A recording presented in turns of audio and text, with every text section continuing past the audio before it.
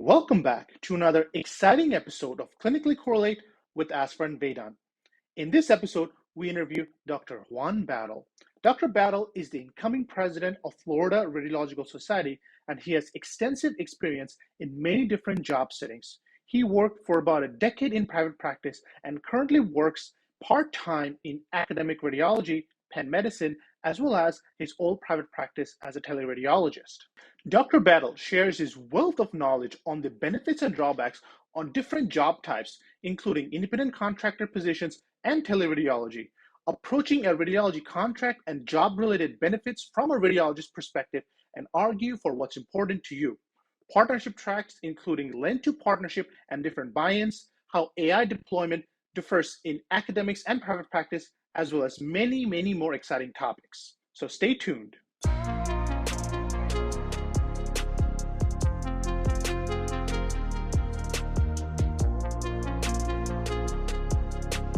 Well, we have Dr. Juan Battle with us here today to talk about physician contracts, where we'll really delve deep into what physician contracts look like, the types of jobs that we have, and get a very high-level overview from someone with a lot of experience and a radiologist perspective.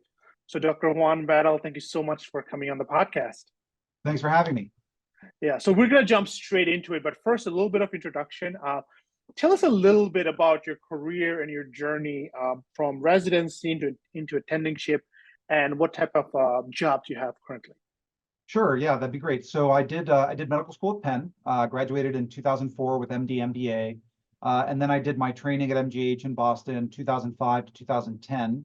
And then in 2010, went down to Miami for a big practice called Radiology Associates of South Florida. They serve Baptist Health, which is sort of the big community system in Miami-Dade, now expanding to Broward and Palm Beach. And at that time, I was able to kind of compare different contracts there between the big group in Broward, the big group in Miami-Dade. And then through about 11 years in Miami, I was also, I kept my eyes open. I was able to get offers at different places or in different parts of the country outside of my non-compete zone, which we can talk about later, and get an idea of what groups were looking for, what were common items in the contract. I did have my first contract reviewed by a contract lawyer. I did have other contracts reviewed by friends who were lawyers. And then more recently, I was able to switch to go to halftime with my group in Miami, take on a faculty position at Penn, not quite full-time, but close to it. And in that process, kind of renegotiate everything, recreate my life. And that was after having moved remote from Miami to Boulder, Colorado, which required negotiation with my group and a change in my contract with a side letter and essentially an amendment to my contract that kept the core things intact, but redefined the fact that now I was not going to be on site and that I would be remote. So all of those things are a line by line thing. And I think that that's becoming much more common, certainly with the labor shortage in radiology that we have now. We have a little bit more ability to negotiate things that we didn't used to in the past, even if you were a recent fellow. So I've heard even in my group, okay, these folks they're asking for remote days from home when they start out of practice. They're asking for higher salaries straight out of practice. And I think that's good and healthy. I think it's good to have kind of a little bit more power in our hands, because that kind of creates a healthier relationship where you're happy with the contract you signed, you're happy to work there, and you're getting fairly compensated for the work that you do. So perfect. I think, now, delving into the specific kinds of jobs, because it seems like, you start off at a private practice, now you're in a part academic position, you're also doing full teleradiology. There are many different things that we can delve into, but just from a broad overview, right? Could you tell us, in your experience, just very briefly, the differences between what a private practice job entails versus an academic, remote teleradiology, and then what having an independent contractor position can look like? Yeah, so as you can imagine, there's been a lot of kind of bleeding over into one another of the different job types. And I work at the ACR on several things, including the Human Resources Commission. And they're trying to collect data on this exact topic. Like, how do people's time break down? It used to be that you were in one box and you only did that box all day, all week. And now we understand people have hybrid positions where they have one job here, one job there. The private practice job is more like an academic job in some places and vice versa. So, but I would identify kind of what I would say traditional independent private practice, what we think of when we think of what we had in the 60s and 70s, where there's a physician-owned practice where the individual members are partners and they own the business. They can do whatever they want with the business, and then they contract with hospitals or hospital systems or outpatient centers in order to have their business. They may own real estate to do that. They may own their own imaging centers. They may hire techs. They may schedule patients. They may buy software to do all those things. Then we have various modes of employment where you have an employer who is, say, an academic health system. It could be a non-academic health system. So you could be employed by a hospital that doesn't have fellows and residents and medical students. You can be employed by the government. You can work for the VA or a military institution. Those are all different forms of employers. And then you can be an independent contractor, where by definition, you're not an employee. You are your own boss. You decide your hours, you decide how you do your work, and you have much more flexibility. The downsides of being an independent contractor are that you're going to pay your own payroll taxes. You are not going to get benefits from whoever you're working for. And you're going to have to do a little bit more tax accounting at the end than the average person does, who gets a W-2 and taxes are withheld for them. And then at the end of the year, your 1040 can be run through TurboTax pretty much because everything is straightforward. You're more likely to need an accountant and do a little bit more at the end of the year. So now, couple of most jobs are becoming more and more hybrid, right? As you said, folks are looking for hybrid positions. They want to be on-site, off-site, tele, non-tele, even within academic institutions, there are folks who are not involved in any of the teaching portion or minimally involved in the teaching portions, folks who want to do any tumor board versus folks who do, right? In terms of comparing jobs, different jobs, do using dollars per RVU production, is that a good basis for comparison? If not, what do you think would be a good basis when we compare each job? Yeah, I mean, I think it's a good metric when you know that you're comparing apples to apples, right? You're doing an ER shift job at entity A and then B, and then you can kind of break it down. I think it kind of falls apart when you're talking about different types of RVUs. So like a neuro RVU-based job is going to be very different from a plain film RVU-based job. You're going to have to know in your head that there are some RVUs that are very undervalued. So all plain films are undervalued. I would say CT chest is relatively undervalued. MSK is probably a little undervalued. Neuro and body, and by body I mean CT of the abdomen pelvis and MR, are pretty well valued. Breast imaging and mammo, pretty well valued, especially with TOMO. So IR probably a little undervalued. So you're just going to have to understand that the kind of job is going to influence what you think about that number. How complex are the patients, right? I'm doing chest CT for Penn versus chest CT for a community practice where the patients are much less complicated, right? That ratio can be 20 or 30% harder at an academic institution going through metastatic patients. So you got to play that, you got to put that into perspective when you're judging the different jobs. What time are you doing these RVUs, right? Like, are you doing them in the evening or overnight? Are you doing them on weekends? How frequent is your call? Those are things that they're going to give you an overall RVU number where you're doing, say 7 to 10,000 RVUs at an academic position and 10 to 15,000 RVUs at a private practice position, and maybe more at kind of an eat what you kill type job where people are really working at the higher end of the performance spectrum. There are benchmarks for productivity, and groups can choose. A well-run group will kind of democratically decide, where do we want to live on this spectrum? Are we at the 50th percentile for MGMA work productivity units? Are we at the 90th? Now, if we're at the 90th, you understand we're going to have less vacation and you're going to be working harder. Or you can be at the 50th percentile and have more vacation, but less income, right? You can't have it all. You can't have this job where you're paid, very a really high number for RVU, and you have tons of vacation, and you don't do weekend. Like, if you can find that unicorn, great. But in general, you're going to have to make some trade-offs, and you're going to have to decide who you are as an individual. I can't tell you. Nobody on this Zoom can tell an individual resident what they're like as a person. Are they slow and methodical and want to go through a case very slow? Are they fast and efficient? Are they someone who wants a lot of time off because they like to travel, or they have family in a different part of the country or different parts of the country? So you're going to be traveling by definition. That's up to the person, right? And then the job fit is going to have that personality aspect baked into it above and beyond this dollar per RVU. But I do think that if the jobs are relatively similar, and once you're a mid-career professional, the jobs are going to be relatively similar. Like, I'm not going to go do an OB ultrasound job, right? At this point in my career, 12 or 15 years out. So I'm not comparing an OB ultrasound job to a neuro job to an MSK job. I'm more or less comparing apples to apples at this point. And then I can judge, okay, this is going to be a little bit easier of a job. I can accept a little bit lower per RVU compensation because I know it's going to be relatively straightforward. The technology is going to be good, right? The throughput is, believe it or not, the kind of packs, the kind of dictation system you have, the templates that are built in, that can all massively improve your productivity. And so you might accept a little bit of a lower rate if you know that it's going to be relatively seamless for you to crank through them. Gotcha. And so now another thing that I see on these job postings, most of them say we have quote unquote excellent benefits.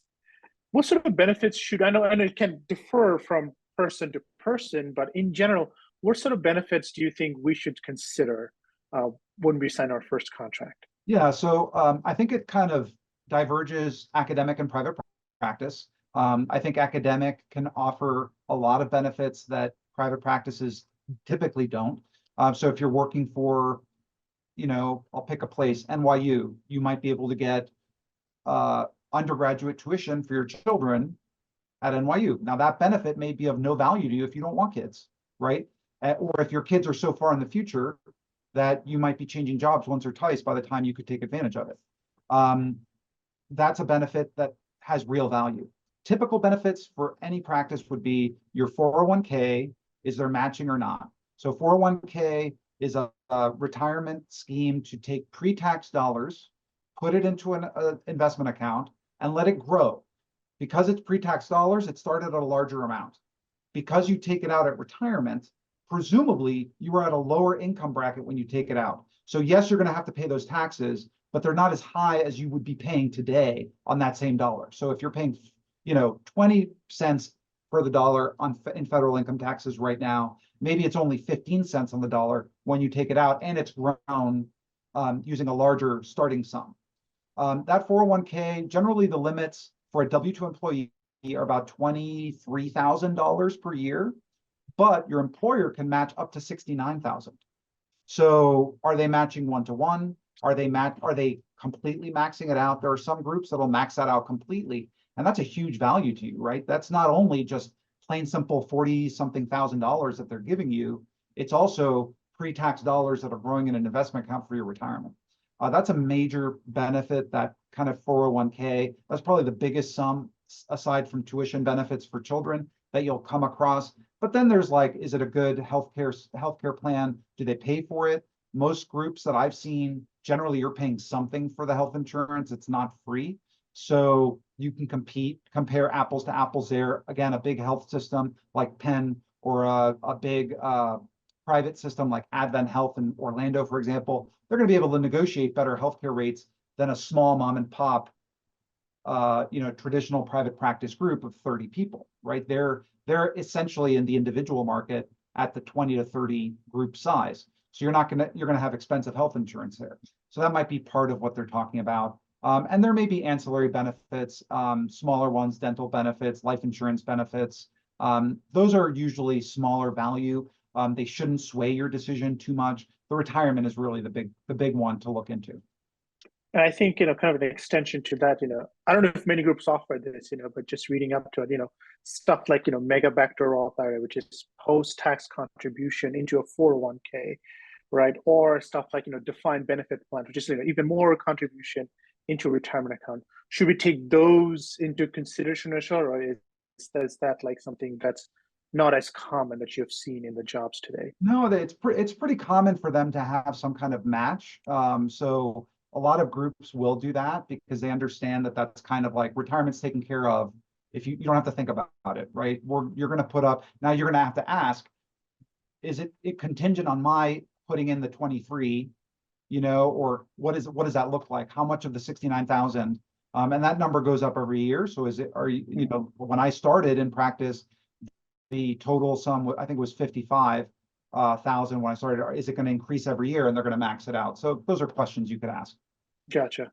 And now another thing that many jobs are offering are sign-on bonuses, right? Whether it's a large sum of sign-on bonus when you kind of get to the job, or for fellows or residents who sign on early, they get sort of a monthly stipend. Any thoughts on that, or any cautionary tales or things that you should keep in mind if you're accepting such bonuses? I think my instinct is that you shouldn't put too much weight on it, right? In terms of compared to your lifetime income, a signing bonus is a rounding error, honestly, right? You are all literally going to make millions of dollars over the course of a 10 to 20 year career. To make a choice of one place over another for $20,000 or $30,000 is not worth it. I don't think I've heard signing bonuses go above $50,000, and that would be an extremely high one under unique circumstances because a group might really need someone or a person really negotiated well. But look, your ammunition is limited in terms of what you negotiate for. Don't spend that on a bonus. Spend it on your salary. Your salary is a permanent feature of your life. That's going to be, whatever you increase your salary by year 1 and 2 and 3 is going to last forever in terms of what you do. So I wouldn't focus too much on a bonus. It's great. Fellows are underpaid, residents are underpaid. It'll help you kind of transition to a different part of the country and move your stuff, right? You might get relocation expenses plus, say 20 grand. So, great to have a signing bonus. Don't waste too much time on it. Gotcha. So basically, and I've heard this elsewhere too, ask for an increased salary rather than, a large sign-on bonus, exactly because of the things that you just said. Now, in terms of, when we're looking at private practices, right, is there a way to evaluate sort of, number one, the partnership, what it means to be a partner, right? Can I ask to look at the W-2s of the partner or the K-1s of the partnership? Or is there a way to kind of sniff out the practice culture prior to joining a practice? It's very hard, honestly, because number one, you're interviewing, right? You're not a member of the group. So they're not going to open, their books immediately to somebody who may or may not end up joining the practice. Even full partners may not get 100% visibility into the books. You may need to be in the leadership structure. Your group will have bylaws. So when you set up a corporation, and this goes back to kind of like whether you're going to set up an S corp or what have you for your 1099 income, a corporation has bylaws, rules, meetings. Now, as a partner, you should have, when you become a full partner, again, 70% partner is not really a partner. You're still an employee. They're calling you a partner and they're giving you 70% or 80% of a partner's salary, but you're not really a partner. If the group sold that day, you would not have any rights. You'd be an employee. So you don't have any rights to see the books. They may show them to you out of courtesy, right? Say, look, your partner track, we'll show them to you. Here's our profit and loss. Here's kind of where our assets are. This is where we're making money. This is how much we pay for billing. But some of it is sensitive information, particularly when it comes to other people's salary. How much is, partner C moonlighting versus partner D? They may not want everybody knowing that information because it might create resentment within the group. So there are some things that they may keep non-transparent to you. But when you do become a partner, there should be some kind of meetings, shareholder meetings, where the finances are pretty explicitly discussed, kind of like you would have a shareholder meeting at a publicly owned company. You'd get the high-level detail. You wouldn't get super granular detail, but you will get it. As an interviewee, you won't get it. And it'll be very hard to know what that's like. You're going to have to ask around. That's what your Penn network is for. You're going to ask your friends. You're going to ask the fellows that you've met throughout your 4 years at Penn, and you're going to see where they've gone. You're going to ask them, well, what's it like? Is this a pyramid scheme where there are top partners and there are sub partners and there are several levels of buy-in? I mean, I've heard groups where there's a first buy-in when you become partner, but you're really only buying in to the billing company and some of the administrative stuff, and you don't really have access to the real estate. You may only have access to a small amount of new income streams. And then sometimes they keep you completely out of the top tier because they bought in to the real estate in 1969. and they don't want to let anybody in. So you're going to have to ask around to find that stuff. That can be very hard to find out at an interview. And you certainly don't want to poke too deeply because they may see it somewhat negatively. But you can ask in general, how do your partner, what kind of, are there levels of partnership? Are there separate levels of buy-in, just so that I can plan my financial future? Just want to kind of save at the beginning if I do end up taking a job there, and they may be able to tell you something.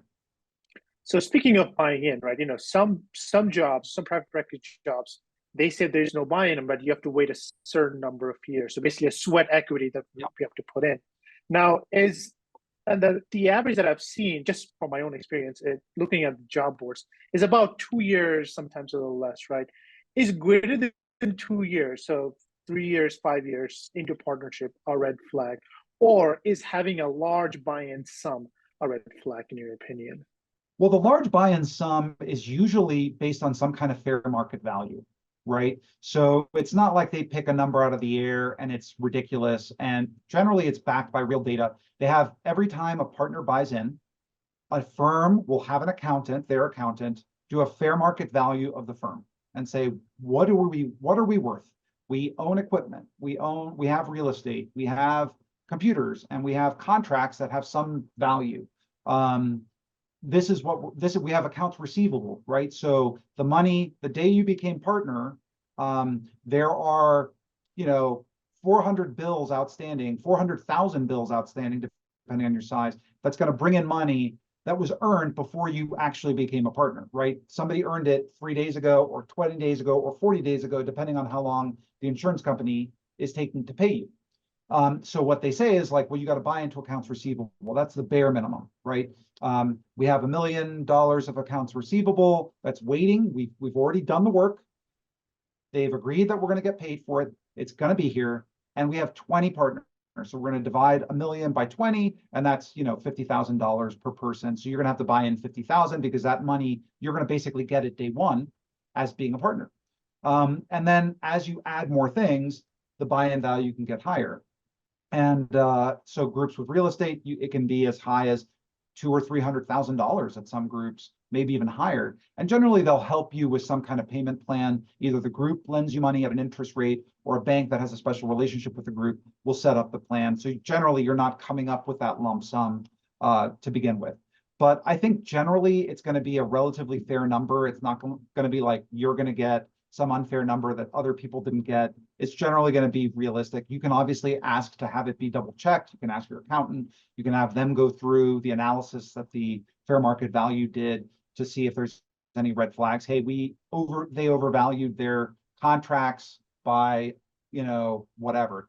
They said that the value of their contract to the health system, which by the way could be lost next year, is $10 million, and that's unfair. They may look at stuff like that and try to identify for you some points that are, maybe questionable and that you can argue with. In terms of years to partnership, I think generally things are in the 2 to 3 year period here. I think if it were longer than 3 years, there'd have to be a good reason, right? We have a 5-year contract because we own a ton of real estate. We own a ton of outpatient centers. They are worth literally tens of millions of dollars. So it's going to be a little longer for that. And in those situations, you might ask, well, when am I voted in? Is it happening 6 months before partnership, or is it happening, a year in? In my group in Miami, it was a long partnership at that time. It was 5 years, but they told me at a year and a half. So at a year and a half, I was able to know that I was going to be a partner.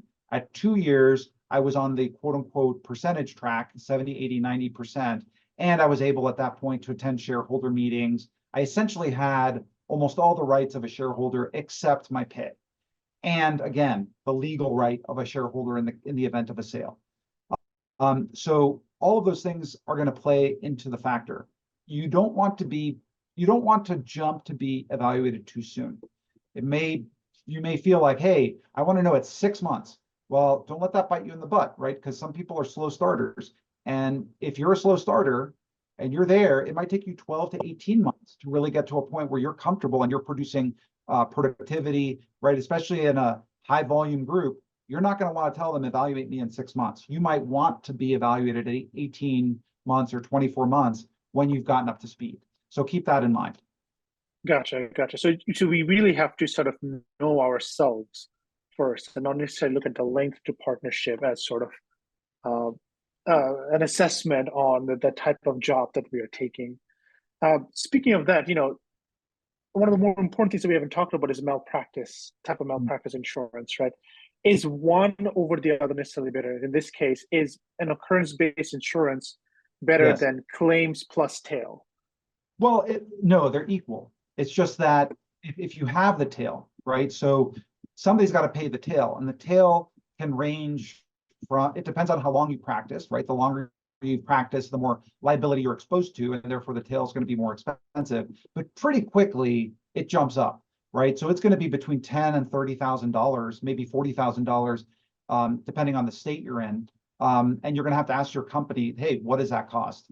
At my group in Miami, it was basically, we will pay 10% of the tail for every year you're there. So by year 10, we will pay the full tail.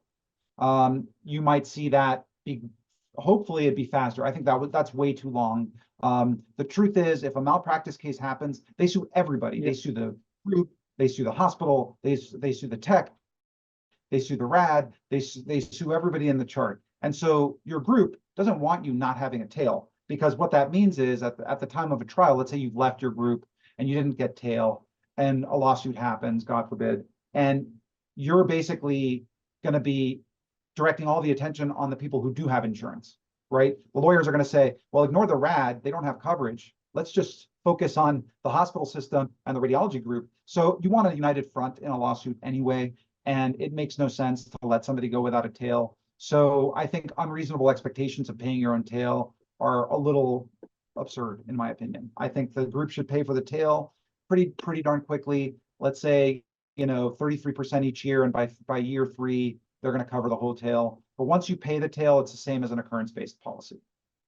Now, sometimes jobs don't work out, or we have to move for whatever reason. And if the job is not capable of teleradiology, we may have to find different jobs, right? So 2 questions that stem from that is, firstly, are there any things when we're initially signing a contract, things that we should keep in mind and put in the contract that'll make this split, which can be amicable, as smooth as possible? Absolutely great question. So number one, you should know how you can get out, right? Like I say that, and it seems obvious, but it's not, because you have to know, like, okay, when is my contract up? And how much before that contract do I have to give notice that I'm not going to renew the contract? And what is my notice period for leaving the group, right? Because let's say you want to stay with the group, but you want a new contract. Reasonable, you want to go remote, you want to change your work, you feel like you're in a better position to negotiate. Well, you're not leaving the group, you're not giving notice, right?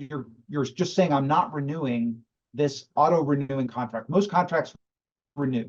So it'll say something like this, the term of this contract is 1 year, and it will auto-renew unless either party has given notice of non-renewal in writing, and it will say like how you must do it. Maybe you have to FedEx it to them, right? 6 months before the expert, or 3 months before. It may be longer than your notice period, right? Your notice period might be 3 months, and maybe the non-renewal is 6 months. So just, if I wanted to get out, what's my minimum amount of time I have to stay here to get out? Number 2, tail. You already mentioned that. What's the tail situation? Most places have claims-made contracts. They don't have occurrence-based. So find out about the tail. 3, your signing bonus. You mentioned signing bonus is great, but it's at risk if you leave early, right? Your salary you're earning month by month, but your signing bonus, often there will be a clause that if you leave within a year, they're going to claw back a percentage or maybe all of the signing bonus. So keep that in mind. If you're like, oh, I've got a $30,000 signing bonus, that's great, but now you want to move and they're not going to pay, maybe the new group doesn't give you those things, and you got to pay $15,000 back to the group that you contracted with because of that original signing bonus. So those would be the things that I keep in mind. Non-compete is the other big thing, right? You want to move across town. The FTC made a big ruling recently, kind of outline non-competes in certain situations, but it's not all situations. So number one, I think they're grandfathering in some contracts. Number two, senior executives are excluded. So the question is, like, what does that mean for a physician group? Do you have to be like at the kind of executive, like, you know, the CEO or COO level to be counted as that, or does a shareholder count? And number three, if you are a K1 partner or shareholder, you will probably not have a lot of protection there because you're going to be seen as having sold a share of a business. And when you sell a share of a business, it's different from an employee leaving an employment contract. So just keep all those things in mind. Negotiate on the non-compete as much as you can. Try to reduce the radius. Clarify vague language. See if there are any carve-outs that might make sense. You know, I've heard of people who were like, this non-compete is fine, but I'm coming from a residency and I may actually want to do academia in the future. So can you carve out the university in the town? A lot of the times the private systems aren't super in direct competition with the big academic hospital. So they might be okay with that. Like, okay, you can't go to our private competitor across the street, but you can go to a hospital, the academic hospital, that kind of thing.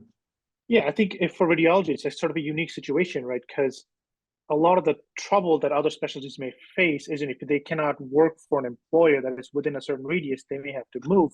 Whereas for us, you know, we can just get a teleradiology job and not move. And I think the way some of the practices that have gone around this is to implement a non-solicit clause, right? Basically, you cannot work with any hospital that has a contract. And some of these big state groups have lots of different contracts with lots of different sort of hospitals. Any advice on that? Can we kind of just negotiate that down to like, hey, just this radius? I think, yes. So I think it's going to be really hard if you were not credentialed at those hospitals. So I think that would be the number one thing. I think it would be very non-enforceable. Like, let's say you start to work for Rad Partners. I think number one, keep an eye out for that language, for anything that might link you to like every single site across the country that has that. Number two, and I'm not saying that having, I'm in a Rad Partners group in Miami. They've been totally fine. They've never really, they've been totally fine with making sure the contract language was comfortable for both parties. And I don't think that they would go after someone. But make sure that, I think the second thing that you have to keep in mind is like, they probably won't apply that if you don't work for those hospitals, right? If your group has contracts in Kansas, but you don't work in Kansas for those hospitals remote, it's going to be very hard for them to claim that you're hurting business by going and getting a job in Kansas. Again, they may have a non-solicit that those particular hospitals that they contract at are off limits, which is very fair. But something down the street is probably not something that's worth for them to go after. And I think their own lawyers will tell them, like, this is not worth pursuing. So in terms of private equity and its influence on radiology, you're in a very unique situation where, like you said, you're part of a Rad Partners based group in Miami, and you also have an academic affiliation. You also have your affiliation with ACR. So you're kind of seeing it, I guess, from all angles. So, from your perspective, what are the benefits of private equity and, the things that they do well that maybe traditionally physician-owned practices or academic practices may not be doing as well? Yeah, I think that's a great question. I think it's clear that they do data analytics pretty well. And I think that's something that hospitals really like to see.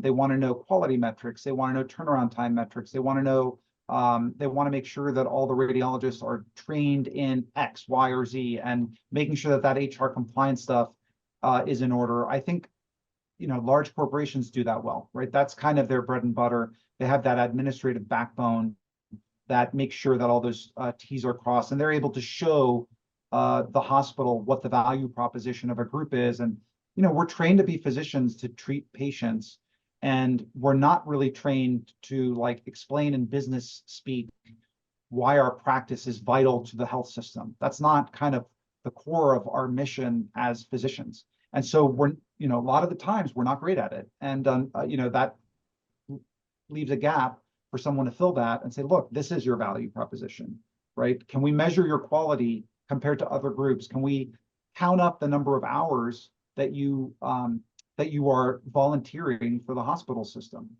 Now, are these things that a group can do by itself? Of course. It's just something that a bigger corporation is a little bit better at doing. And a big academic institution is also good at that. The other thing that they're good at is some of the tech deployment stuff and AI. So the larger entities are a little bit more, because they're working on thinner margins often, because they are going out and aggressively looking for contracts, they can be installing and using AI products if the systems are devolved to the private equity group. By that, I mean, if the hospital system allows their images to go to a third-party vendor, right? If you want if the PACS is going to be off-site, then you can do a lot of interesting things with it and provide better data analytics, apply your own AI algorithms. And I think that's going to be kind of one of the value propositions that a private equity company comes with. We have a suite of AI tools. You're not going to have to pay for them. We are paying for them to make our radiologists more efficient so that they can read more studies and so that they can give better care to your patients. And here are all the different tools that we have. Hospital system A, do you want to do that yourself? If you want to do that yourself, it's going to be a lot more red tape and bureaucracy and so forth. We have 10 health systems, and we're just importing all the data to one place in one system and applying these AI algorithms. And so I think that's another area where there are economies of scale that really do help. Contracting, that's another thing where bigger is better. If you're looking to get better contracts in Florida, in Pennsylvania, in New York, our battle is not with each other. Our battle is not with companies that employ radiologists. Our battle in many ways is with payers who are, they have a lot of monopoly power. And because of that, they're able to drive our rates lower.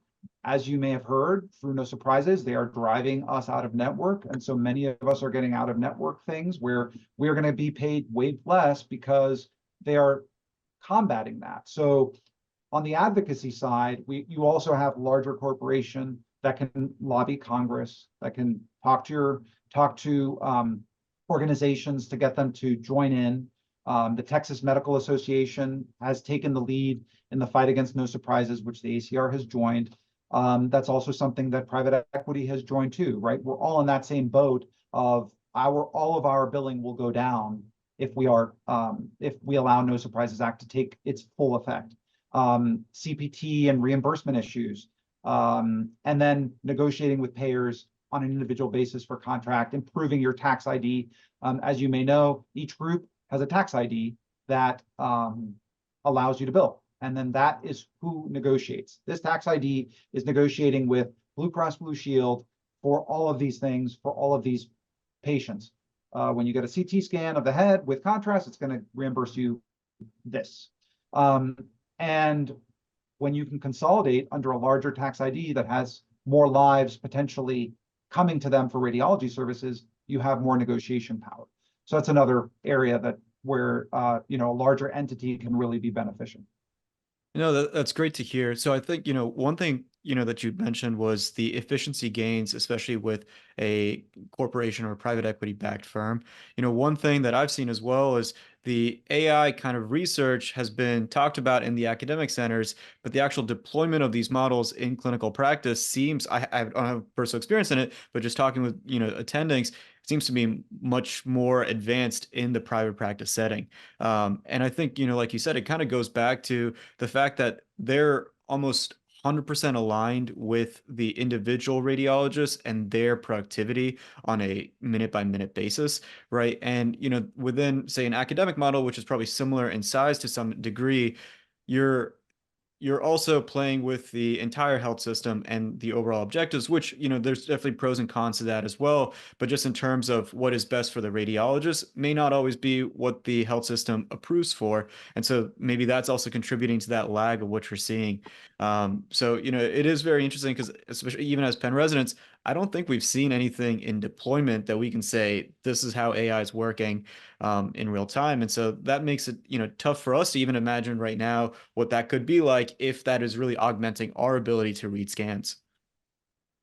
Yeah, I think that is true. There is the element of nimbleness that a smaller or more focused organization can have vis-a-vis a larger health system that has a lot of stakeholders, and It's not just radiology asking for AI, it's also, ophthalmology and internal medicine and the IT folks want it. So they're judging all of those things, and it's a little bit more bureaucratic red tape.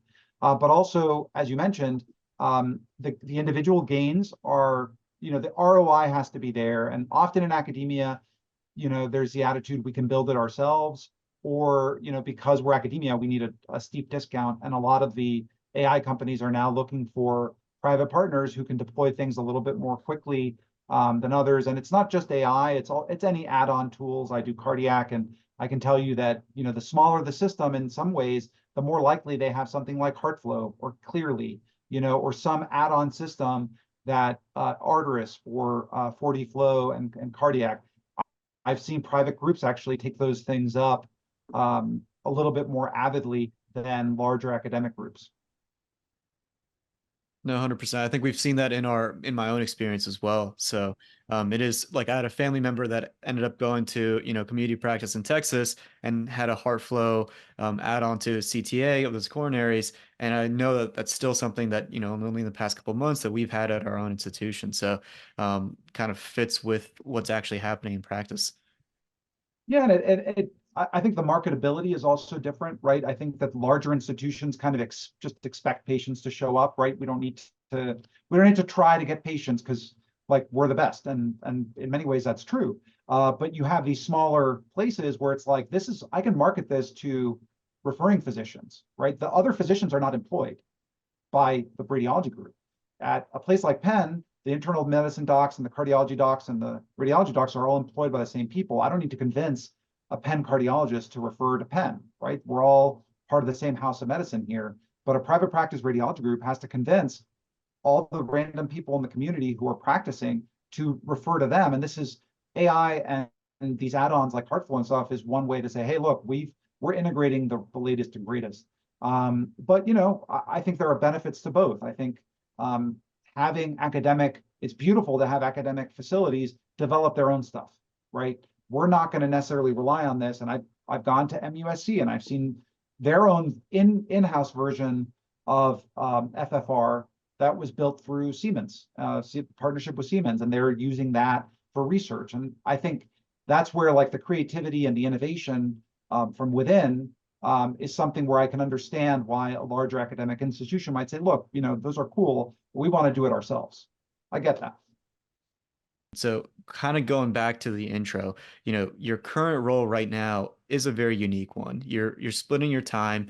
Can you alluded to how you negotiated with your, current practice in Miami and now how you also negotiated with Penn. Can you just give us a little bit more detail of that process? And then ultimately, what is your time breakdown and, even your case breakdown, and if you are doing different things in different institutions?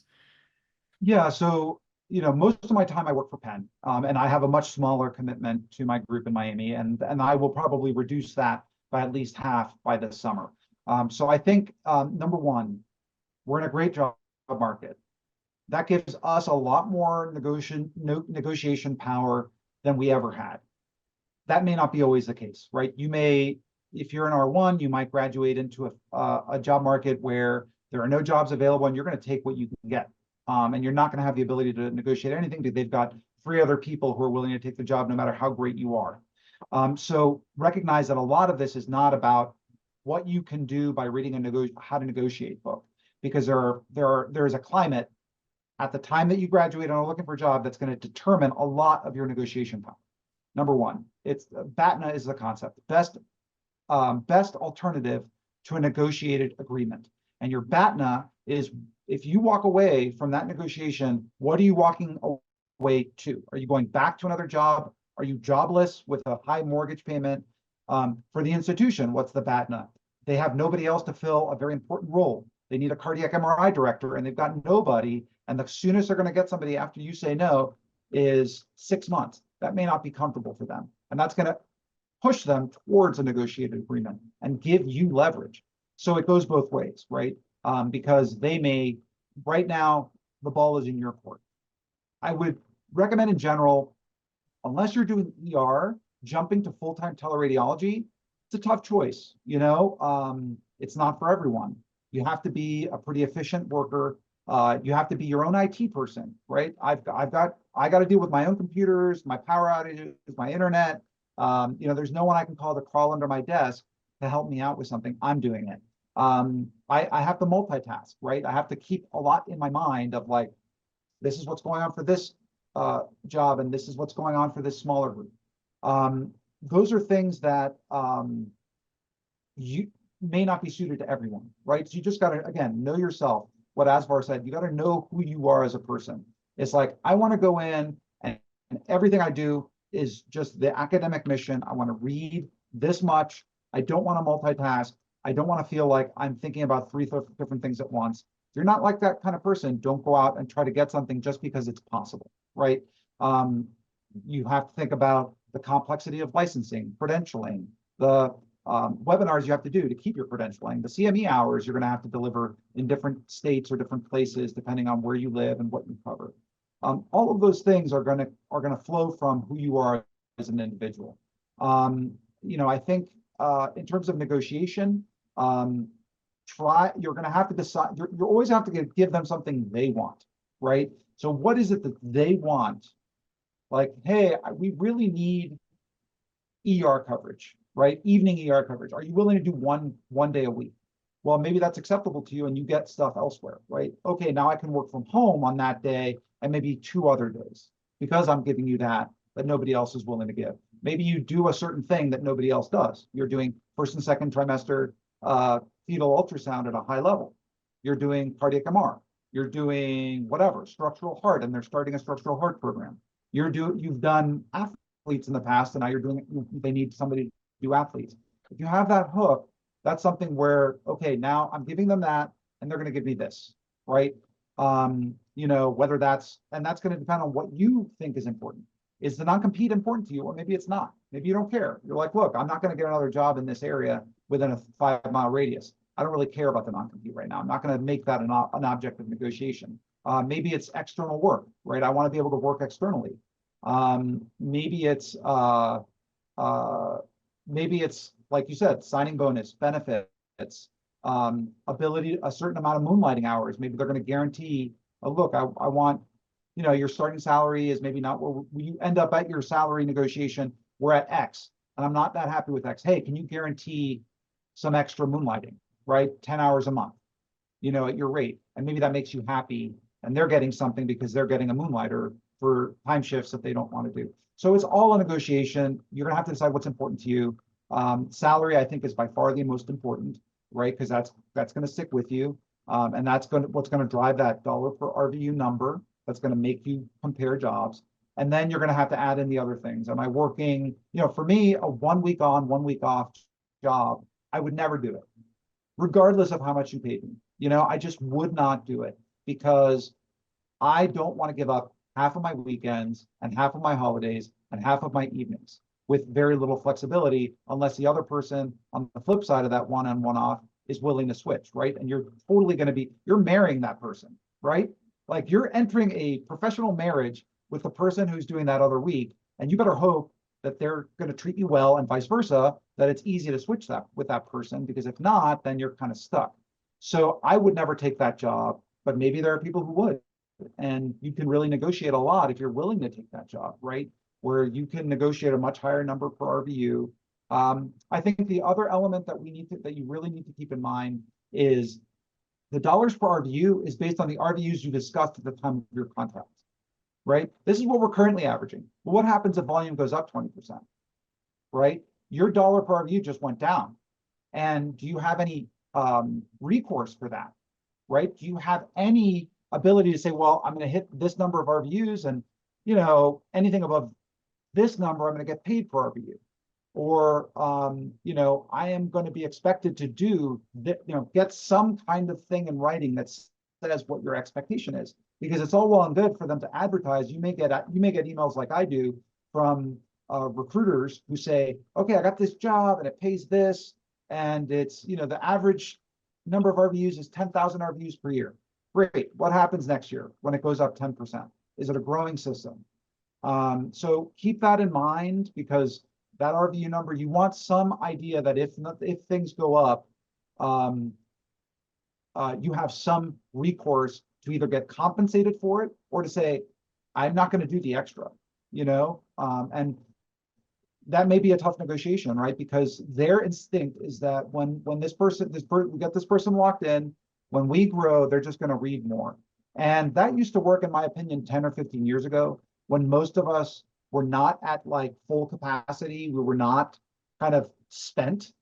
And I think now that we're spent, it's very hard because we're really finding out how much blood you can get from a stone out of radiologists in terms of productivity and workload. And there's only so much more that we can give. So there's got to be some way to compensate people for that extra limit, or, look, turnaround times have to dilate, the list has to grow, whatever the consequences of we don't have enough people are, but it can't just be radiologists eat 10% more volume every single year, because that's a self-limited process. A few quick questions that I had. One of the things that I think we should talk about is, if we're going the independent contractor route, the corporate structure, in your opinion, is an LLC better than an S Corp, or, do you have any opinions on that? Yeah, so LLC and S Corp are essentially ways to limit your liability. So you create a business that if the business screws up somehow, you're not personally liable in your assets. Now that makes much more sense if you own a store, you have real estate, somebody slips and falls in the imaging center, and then they can sue the imaging company, but not you personally as a physician, and go after your personal assets. If you're just an independent contractor reading studies remotely or what have you, you're tending not to have those things. But there are other benefits. The biggest benefit is that if you file as an S Corp, and most people with a significant amount of income, I would say 50,000, 70,000, are going to justify an S Corp, because you can then, the main benefit of an S Corp is that you're essentially splitting your revenue. You're splitting your revenue into a salary for you and profit for the business. The profit for the business can still go to you, but the profit for the business is not paying payroll taxes. So the 15% of payroll taxes that you get are only going to apply to your salary that you have decided for yourself. Why wouldn't you decide your salary is $1? Because the IRS will go after you if your salary is $1 and your profit is $300,000. You need some kind of reasonable salary, usually 50-ish% plus or minus. So if you make $200,000 in 1099 income, you're going to pay yourself an income that's reasonable, right, of $100,000 or so, $120,000, and the rest is profit in your company that you can take for yourself, and that is subject to ordinary income tax, but is not subject to payroll tax. That is the biggest benefit of an S Corp, above and beyond the limited liability aspect of it. It does require more administration. That's why you need to make you have to kind of have enough income to make it worth it, because you're going to be paying more to your accountant. Instead of paying $1,000 a year, you're going to be paying $2,500 to $3,500 a year. You're going to have some administrative requirements. You're supposed to have board meetings every year. You're supposed to have minutes for that board meeting. You're supposed to have profit and loss statements. Those are things that your accountant and your lawyer can help you with, but it's a little bit more of a headache. So those are the reasons that at a certain level of income, it does make sense to get an S Corp. An S Corp is a method of filing. You would start with an LLC. The LLC then files as an S Corp. So the S Corp is really just a choice of how you file your taxes. The LLC is actually an entity that requires creating the entity. So you will create the LLC. The 1099 income will flow into the LLC, which will be a business account, a business bank account, and then you will divide that into salary and profit after your business expenses. So if you have legitimate business expenses, whatever those might be, you're buying equipment, computers, you're buying office furniture, you're doing a conference or whatever. One of the benefits we didn't discuss is CME benefit. You have a professional fund that pays for $3,000 or $5,000 or $10,000 worth of CME. What happens to the money you don't use? Does it get lost, use it or lose it, or does it flow back to you and then get taxed as ordinary income? Those are questions you can ask, because CME is pre-tax, right? You're paying, if you're a W-2 employee, you can be paying pre-tax money from your paycheck for legitimate business expenses like CME. And then what's with the leftover? The leftover, well, you got to tax it at that point because you're just taking and putting in your pocket. So those CME, if you don't have a CME fund elsewhere, you can pay that from your LLC, and then that will be before you do the taxes and the distributions, because business expenses come first off your profit, and then you get taxed on what's remaining. If you only have 1099 income, you're not going to have benefits, right? So where are you getting your health insurance? Does your spouse or partner have health insurance that you can be added onto? That's a big important question. You may want to have at least one W-2 job that is giving you health benefits so that you can pay for health insurance. So those are things that you have to consider. 1099 income is more flexible. You can start to deduct things like your home office, the space that you use, the percentage of your house that is your home office, the percentage of your utilities, your cell phone, the percentage of your cell phone that's used for your business. All those kinds of things start to come into play in a way that you didn't have maybe as a W-2 employee. So there are some additional fringe tax benefits from being a 1099 person. You can also set up a 401k on your own. So if your practice doesn't match to the $69,000 and you're a W-2 employee and you can only put $23,000 in your 401k, then you can have your own self 401k with your own 1099, and then all of a sudden you are the employer, right? So now you can give up to the 69k. Very important. Your 401ks cannot max more than 69 total. So if you have two jobs, do not give 69 in one and 69 in the other, because then you will have to get a refund and pay taxes on that money. And it's a pain in the butt. Believe me, I know, because it happened to me. If you over contribute, it's an issue. So make sure that you're not over contributing beyond the 69,000 federal total. Gotcha. And I think to me, it's the aspect of control that I have on the job and the benefits that I can set up myself that makes the independent contractor job attractive. On top of, having the flexibility of kind of dictating what hours I want to work, what type of jobs that I want to look at. The last thing I want to ask is, are there any advantages of working with recruiters versus looking for jobs myself on the various job boards that we have? Are there things that the recruiters know more that can be advantageous to us when we're looking for our first job? Yeah, I have to admit, I haven't worked with a recruiter. I get a lot of recruiter emails. I've never worked with one. I think what's important to realize, if you send your CV to them, right, and you end up at a job that they touch, they're going to claim you as having used them, even if they didn't help you. And so you don't know what recruiters have, maybe they contact you about a job in Oklahoma, but you end up at a job in Kansas, and that recruiter had that contract too. Even though they didn't help you get that job in Kansas, they may get payment from your group. Now, maybe you don't care, but generally it's a decent amount of money. It's like a month's salary or maybe more that the recruiter is getting for connecting the person. So it's a lot of money. It's a little bit of a downside to an employer in a bad job market for us. In a good job market, they may not care as much, right? It's just the cost of doing business and getting a candidate. But when there's not as good a job market, maybe you want to avoid it a little bit more because, maybe it's not as good. I think there's also the perception that recruiters are kind of they're advertising jobs that aren't as good, because why do you need a recruiter if the job is great? I don't know that I can't say I have data to attest to that fact. I don't want to denigrate recruiters by any means. They're obviously lubricating the process, right? And that's good. That there are, kind of middle people willing to kind of help connect person A to job B. But there is an element of that, like what are they hiding in their emails? Like what's the catch, right? Like why is this great job getting sent to me over and over again?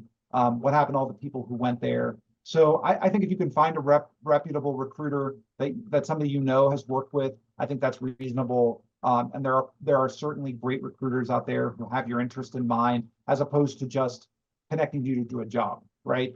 There are probably people who are just like, I will connect you to a job and help get you into a bad situation because I'm going to take my money and go. And there are probably great recruiters who are like, I care about who you are as a person. I'm going to listen to what you want. I'm going to try to find the best fit for you, because the best way for me to get new hot candidates is for you to go out and word of mouth, praise me for the job I did and connect me to a job. So yeah, I can't say I speak to a recruiter. I think it'd be great to have a good recruiter speak on your podcast, because I think they would have a lot more details of that process and give you another insight, a different perspective. I saw that you had a lawyer talk, you heard my talk here and a HIT bar on these issues, but it's good to get those, those ancillary staff. What is their opinion?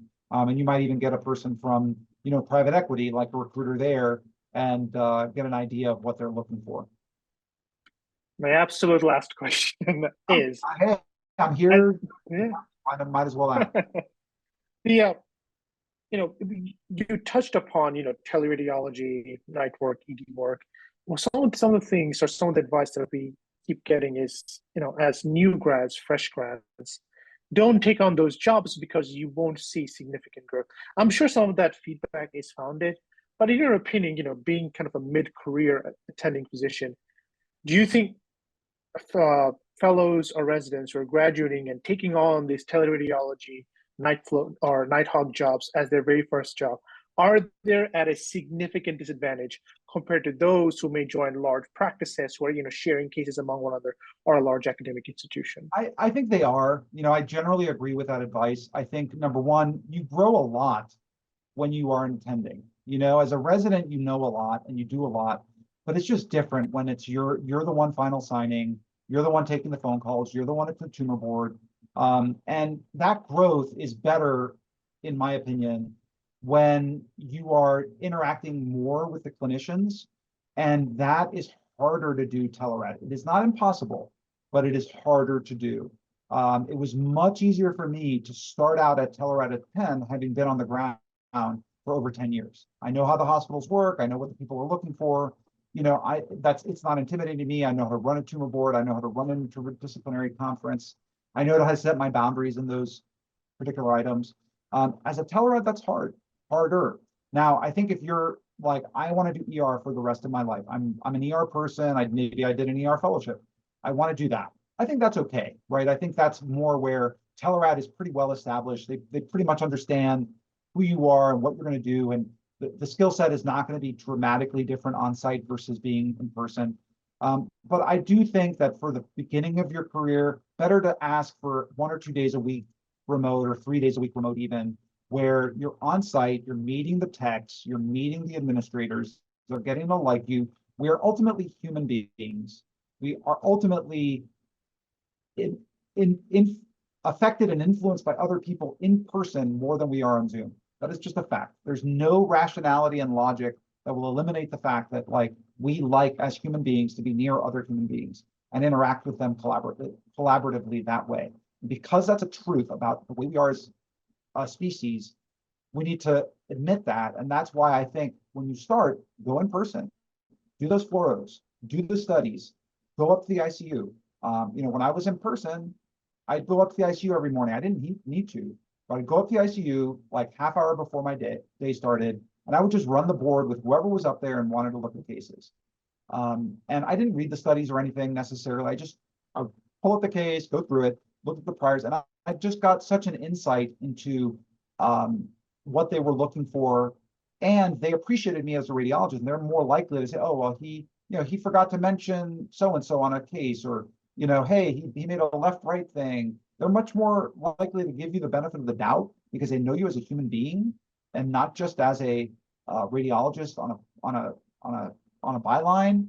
You've been in the lunchroom, talked to them about their kids. That stuff can happen remote. It doesn't happen as easily and as fluidly. So I do think that there is a big benefit to that, and it will potentiate your ability to move to a different job if you want to go full remote one time. And so my time on the ground in Miami did definitely make it much easier for me to start remote at Penn, and be like, look, this is how I'm going to do it. This is how I'm going to set up my space.